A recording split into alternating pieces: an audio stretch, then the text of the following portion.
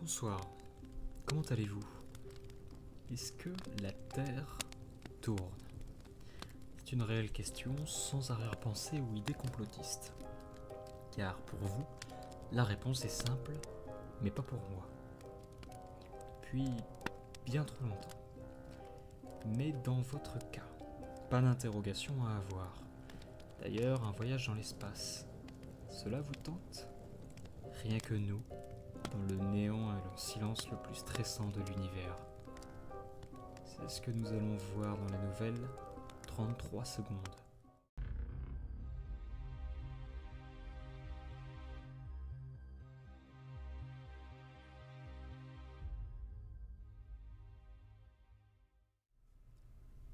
À plusieurs milliers de kilomètres de la Terre, la navette spatiale X-Vetron 33 et son équipage sillonnent les planètes voisines en orbitant autour. Mais depuis 33 semaines, après un changement de calcul, la vision de notre belle planète bleue a disparu.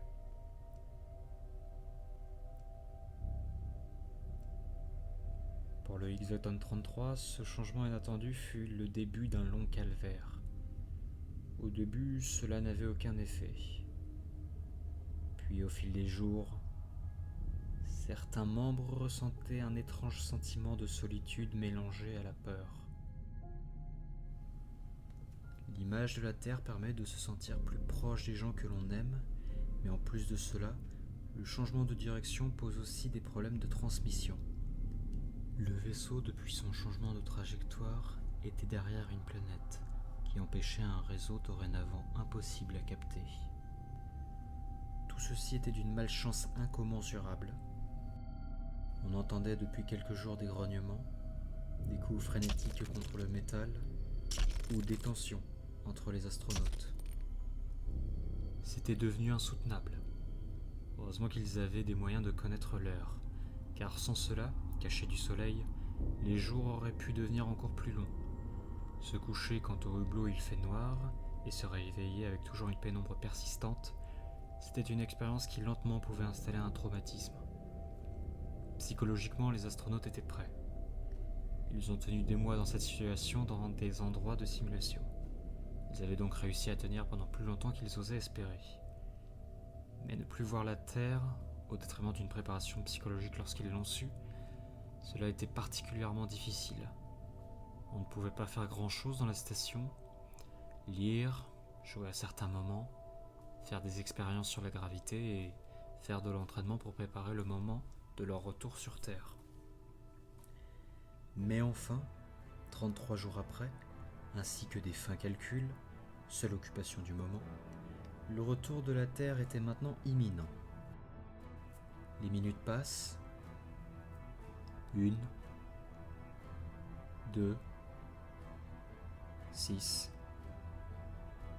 12, 22, puis 33. Moment fatidique. Tout le monde se penche pour voir un morceau de la planète bleue. Mais c'est le silence. Le capitaine brise ce silence. Vous êtes sûr de la position? Oui, capitaine. J'en suis certain. Encore un silence. La Terre a disparu.